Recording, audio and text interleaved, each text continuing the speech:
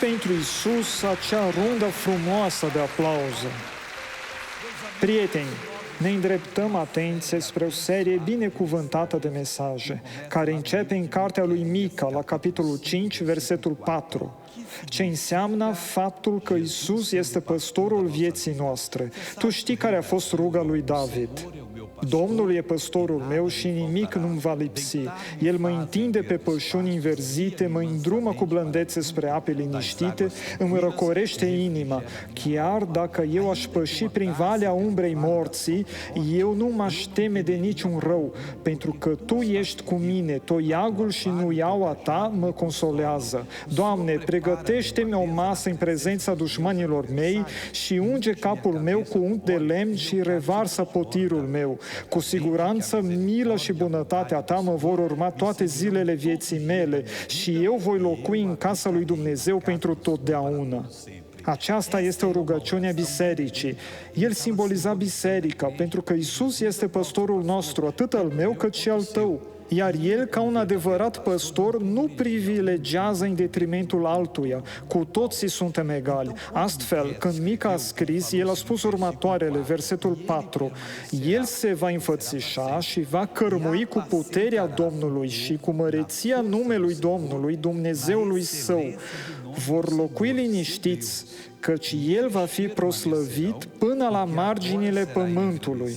Așadar, trebuie să învățăm că există două lucruri pe care Iisus le va face pentru noi. El ne va hrăni în puterea și în numele Domnului. Trebuie să înțelegem asta. Când Filip a coborât la Samaria, se află în Faptele Apostolilor, capitolul 8. Ajungând acolo, le-a predicat mulțimilor și morții erau înviați, demonii erau alungați, ologii erau vindecați, se întâmplau minuni de tot felul. Poporul a rămas uimit, chiar și un fals profet care se afla acolo și înșela poporul s-a convertit. Este vorba despre Simon, magul. Și cu Filip, succesul a avut loc. Stă scris în Faptele Apostolilor, capitolul 8, versetul 12. Dar când au crezut pe Filip, care propovăduia Evanghelia Împărăției lui Dumnezeu și a numelui lui Iisus Hristos, au fost botezați atât bărbați cât și femei. El propovăduia două lucruri în legătură cu Împărăția lui Dumnezeu. Autoritatea Împărăției, ceea ce noi facem în Împărăția lui Dumnezeu. Fratele meu, noi suntem într-o împărăție care nu poate fi zdruncinată, nu poate fi învinsă. Este o împărăție care ne este promisă și în care suntem incluși astăzi, iar în această împărăție diavolul nu poate intra. Fiindcă l-am acceptat pe Iisus, trebuie să avem încredere că Satana nu ne va mai poseda din nou. Acum suntem în întregime eliberați. Trebuie să învățăm să întrebuințăm numele lui Iisus, pentru că acest nume ne duce la Dumnezeu, ne deschide cerurile. Acest nume prinde diavolul și îi închide ușa. Acest nume vindecă boala. Acest nume înfăptuiește minuni incredibile. Iisus îi învăța exact acest lucru pe oamenii pe care îi elibera. În Marcu, capitolul 5, avem cazul unui om care era complet nebun, își pierduse rațiunea, era violent, nimeni nu reușea să-l prindă nici măcar cu sfori, pentru că el se răzvrătea în toate părțile. Acest om umbla gol printre morminte și se tăia cu pietre, era ca o bestie, să zicem. Nici nu mai putea fi considerat o ființă umană, atât de sălbatic era. Acel om era posedat de diavoli, dar când a apărut Iisus, el a alungat diavolii. Se află aici în cuvântul lui Dumnezeu, Marcu 5, versetul 15. Au venit la Iisus și iată pe cel ce fusese îndrăcit și avusese legiunea de draci șezând jos îmbrăcat și întreg la minte și s-au înspăimântat. A fost un lucru foarte serios. Cei ce văzuseră cele întâmplate le-au povestit oamenilor din acel oraș tot ce se petrecuse cu cel îndrăcit și cu porcii. Se înnecaseră. Atunci au început să roage pe Iisus să plece din ținutul lor. Oameni fără minte, în loc să-L dorească și mai mult pe Dumnezeu, îl alungau. Dar ascultă versetele 18 și 19. Pe când se suia el el în corabie este Marcu 5:18. Omul care fusese îndrăcit îl ruga să-l lase să rămână cu el. Iisus nu i-a dat voie, ci i-a zis: du-te acasă la ai tăi și povestește-le tot ce ți-a făcut Domnul și cum a avut milă de tine. El a plecat și a început să vestească prin Decapole. Este o regiune de 10 orașe. Tot ce-i făcuse Iisus și toți se minunau. Sunt mai multe lucruri impresionante aici, în special două. Omul se ruga mult la Iisus. Omul fusese stăpânit de demoni, complet nebun, iar la scurt timp a rămas lucid, îmbrăcat, perfect conștient. Doamne, mă lași să fiu împreună cu Tine? Putea să fie chiar o reclamă pentru lucrarea de slujire a lui Iisus. Orice pastor s-ar gândi: hai cu mine, eu voi arăta ceea ce face Dumnezeu, peste tot. Vedeți nebunul, vedeți omul posedat de demoni. E adevărat, e chiar el, dar acum este perfect. În acest mod acționează Dumnezeu. Dar Dumnezeu nu are nevoie de reclama omului. Dumnezeu știe să-și facă reclamă. Trebuie doar ca persoană să fie a lui Dumnezeu, că Dumnezeu întrebuințează persoana. Cel posedat alături de Iisus pentru om ar avea protecție, pentru ca demonul să nu se mai întoarcă. Dar, fratele meu, nu există asta. La persoana care este liberată de Iisus, demonul nu se mai întoarce niciodată. Dar de ce zice Domnul aceasta? Datorită lui Ioan, mă întorc aici mai târziu, capitolul 8, versetul 36. Când omul eliberează, persoana ia o decizie motivată de cuvântul omului. Este altceva, nu există garanție succesului. Dar vedeți aici, în Ioan 8, versetul 36. Deci, dacă Fiul vă face slobozi, veți fi cu adevărat slobozi. Veți fi pentru totdeauna liber. Nu există acest lucru. Dar atenție, el era dependent de cocaina, de crack, el era una sau alta, această persoană este periculoasă. Cine a fost eliberat de Domnul Iisus este liberat cu adevărat. El a zis: Doamne, lasă-mă să fiu cu Tine. Eu trebuie să fiu alături de Tine. Eu vreau să fiu alături de Tine. Desigur că este bine să fii alături de Iisus. Și ce anume a făcut Iisus? Ne întoarcem la Marcu 5, versetul 19. Iisus nu i-a dat voie, nu poți, Domnule, ci i-a zis: du-te acasă la ai tăi, rude, prieteni, concetățeni, și povestește-le tot ce ți-a făcut Domnul și cum a avut milă de tine. Tu care umblai cu vrăji, cu blesteme, cu tot felul de lucrări în care diavolul te întrebuința, acum, după ce ai fost eliberat, s-a terminat cu vrăjitoriile. Acestea nu mai înseamnă nimic pentru tine. Ar fi Satana însuși. Tu ai redevenit cetățean în împărăția lui Dumnezeu. Ai fost scos din imperiul întunericului și transportat în împărăția luminii. Misionarule, mie nu-mi place să văd o persoană fiind eliberată. Încă există o urmă de vrăjitorie în viața ta. Nu ai fost eliberat cu adevărat. Eu am spus aici la una dintre adunări că atunci când un om și o femeie știu că au fost cu adevărat eliberați, când se uită la o altă persoană, oricât de atractiv ar fi, nu mai simt acea dorință lascivă păcătoasă.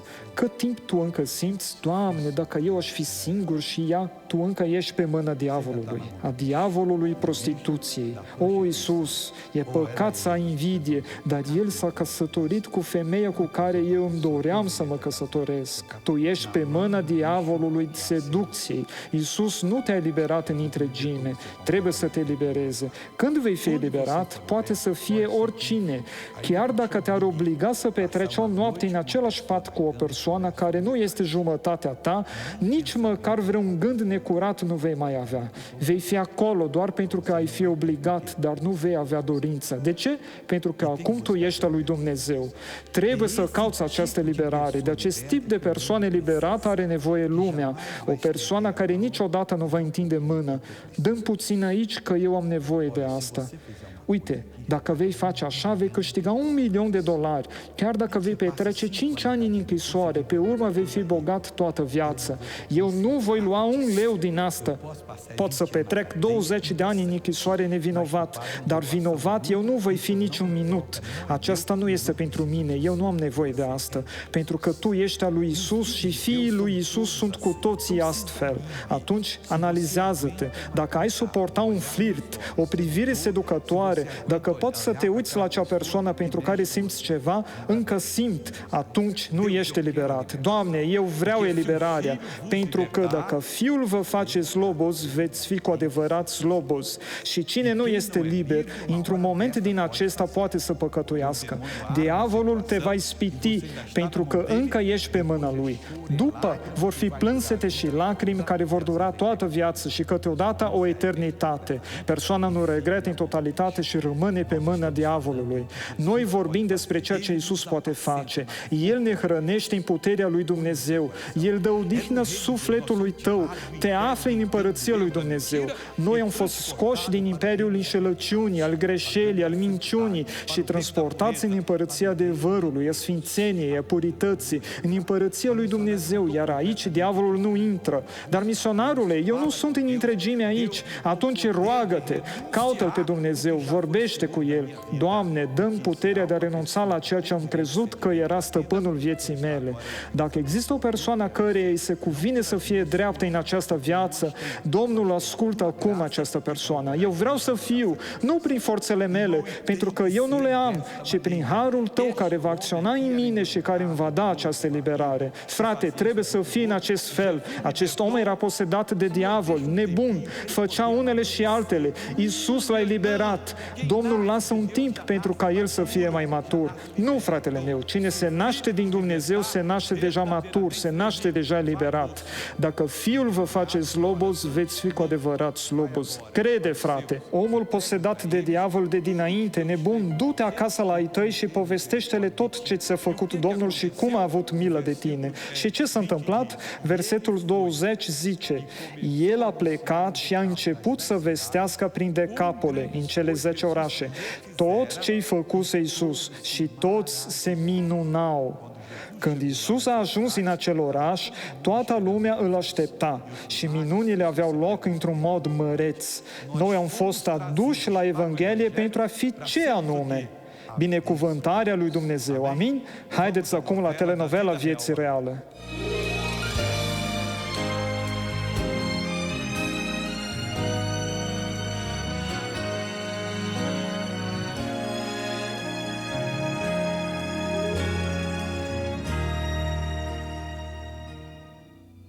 În 2001, Mariza devine membru al Bisericii Internaționale a Harului lui Dumnezeu.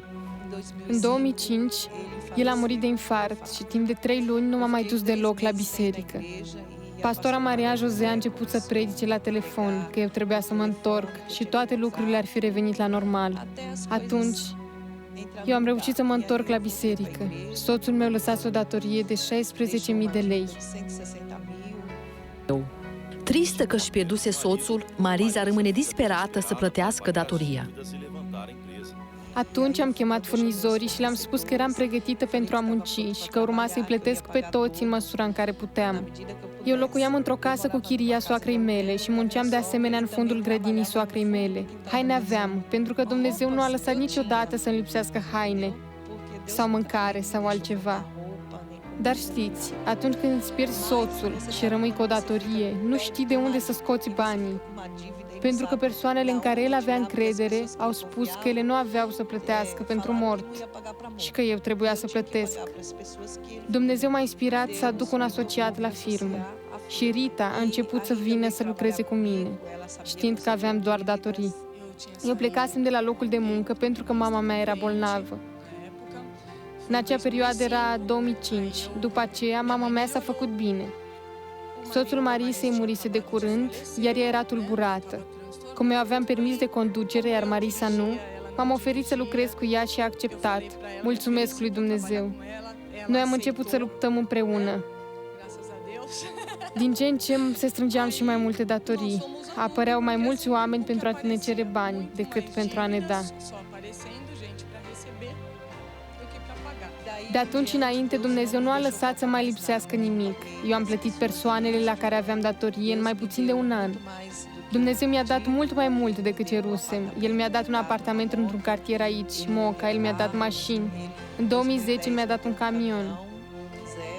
Astăzi eu fabric 60% din marfa pe care o vând în nord-estul Braziliei, în Bahia. Am plătit totul și pot să zic cu certitudine că absolut niciodată nu am întârziat vreo plată sau vreo datorie. Îi mulțumim mult lui Dumnezeu. Firma noastră are astăzi un nume foarte bine recunoscut în bănci. Avem credite și suntem puternice. Seja guerreiro valente, invencível, chame pelo meu nome lhe darei o impossível. Venha comigo e você não vai se decepcionar. De asemenea, eu sunt fidelă cu Dumnezeu. Eu îmi plătesc asociata în conformitate cu ceea ce vând. Eu sunt fidelă cu ofertele, cu zeciuiala și mai mult decât atât, ceea ce mi se pare cel mai frumos în această lucrare este să văd că misionarul reușește să ducă numele lui Dumnezeu în aproape toată lumea. Dumnezeu m-a inspirat de asemenea să o asociez și pe mama mea, pe nepotul meu și pe o sora mea. Așadar, astăzi am 5 asociați și de fiecare dată când El mă inspiră să mai asociez pe cineva, eu voi asocia, pentru că eu plătesc cu multă plăcere în viața mea asociatul pentru Dumnezeu, pentru că Dumnezeu mi-a dat totul. Tot ceea ce eu am este de la Dumnezeu. Nu a fost capacitatea mea, a fost Dumnezeu. Tudo que eu tenho foi Deus que me deu, não foi minha capacidade, foi Deus. Și Iisus, poporul e cel care face diferență. Ea spune, soră, Am doar binecuvântări, s-a misionare. terminat depresia, S-a terminat totul. e doar bucurie Doar acum. bucurie. Ești în împărăție, păzită de Mulțumesc Dumnezeu, lui Dumnezeu. fiind hrănită de Dumnezeu. Amin. Mulțumim mult, Iisuse, Domnul este foarte bun. Haideți acum la prima întrebare.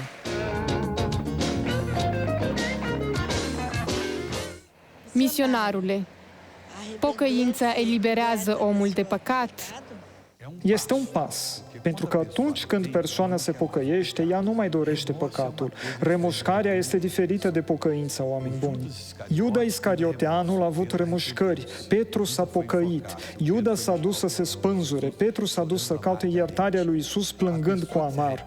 Persoana care se pocăiește simte răul pe care l-a făcut. Ea simte prejudiciul pe care răul îl va cauza ei înșiși, iar ea intrând cu adevărat în fața lui Dumnezeu, prezentându-și viața, cerând iertare Domnului, Dumnezeu iartă și viața ei se schimbă în întregime.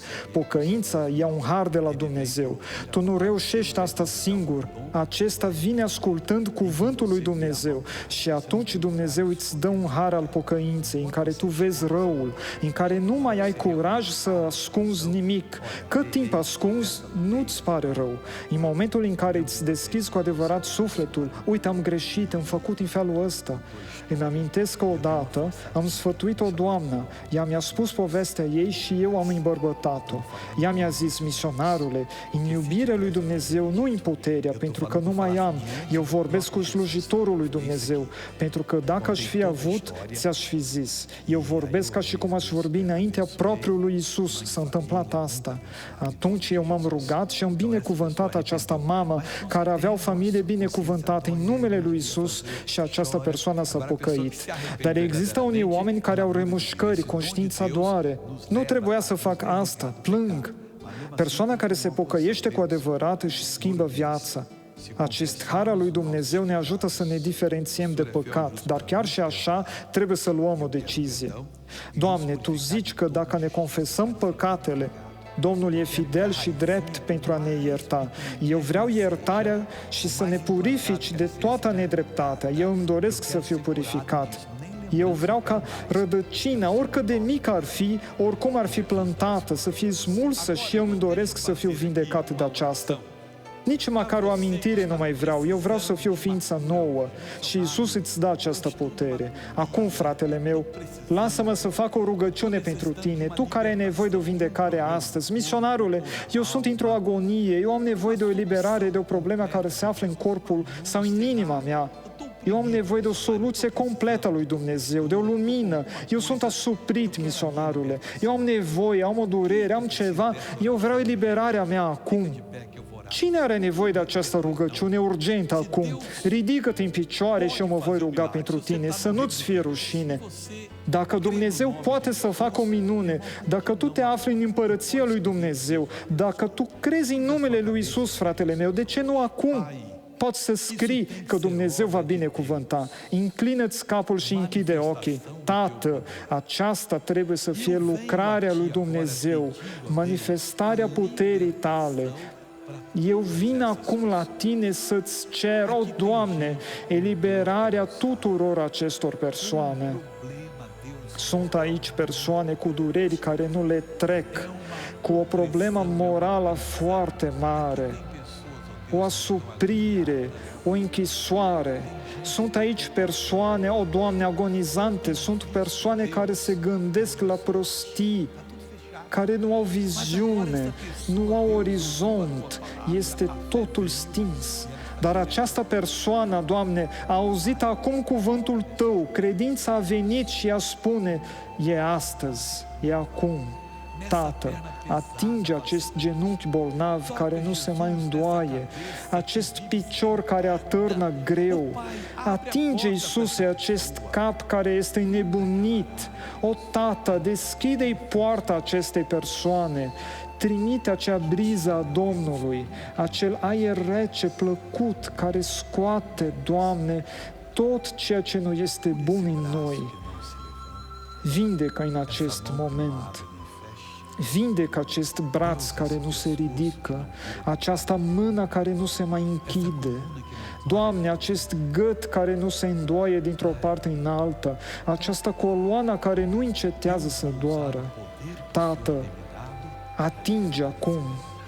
Eu voi întrebuința puterea pe care Domnul mi-a dat-o pentru a elibera această viață. În numele lui Iisus, ca slujitor al cuvântului lui Dumnezeu, eu paralizez toată acțiunea diavolului în această viață. Și eu îți zic ție, diavole, care acționezi în gândirea acestei persoane și zici, omoară-te, ia-ți viață și vei avea pace. Nu, diavole, vei ieși acum. Această persoană va fi liberată, ia tot ce al tău și pleacă. Ieși din creștetul acestui cap, ia-ți boală, deficiența fizică, ia-ți răul și ieși. În numele lui Iisus. Și tu zici, mulțumesc, Iisus. Slavă lui Dumnezeu. Misionarule, Dumnezeu a acționat acum în mine. Vreau să aud doar 4 persoane care vor povesti ce a făcut Dumnezeu. Ce s-a întâmplat, soră? Ce s-a Cristina, întâmplat? eu m-am vindecat de la o clipă la alta. De la o clipă la alta, ce te durea, Cristina? O durere care mă incomoda. Și acum? Slavă lui Dumnezeu. A ieșit? A ieșit. A ieșit. Și tu, soră? Brațul, frate. Ce avea la Slavă lui braț? Dumnezeu, eu am simțit chiar un vânt așa bătând în spatele meu și a dispărut toată Slavă durerea lui din brațul Dumnezeu. meu. Și Domnul, ce s-a întâmplat? Tava com fogo debaixo dos pés, parecia brasa. Não tem que estar pisando nas brasas. Aqui, nesse momento, foi embora, sinto mais nada. Slavă lui Dumnezeu. Și tu, prietenă? O durere la coloană, misionarule, care nu trecea în niciun fel, iar acum a trecut. Slavă acum. lui Dumnezeu. Amin. A Haideți să trecut. ne ridicăm cu toți în picioare, căci este momentul să facem o rugăciune. Acesta este momentul în care poți face ceea ce Dumnezeu îi dictează sufletului tău. Toată lumea va interacționa acum cu Dumnezeu, iar Dumnezeu va coborî în viața ta într-un mod minunat. Apleacă-ți capul și închide ochii. Tată, îți cer acum împreună cu acești oameni și îmi unesc credința mea cu a lor. Dumnezeule drag, știu că Domnul va acționa dacă și noi luăm atitudine. În numele lui Iisus, ca slujitor al Evangheliei, îmi fac datoria și zic, diavolule, ia mână de pe acești oameni. Tată, asta este spre slava ta.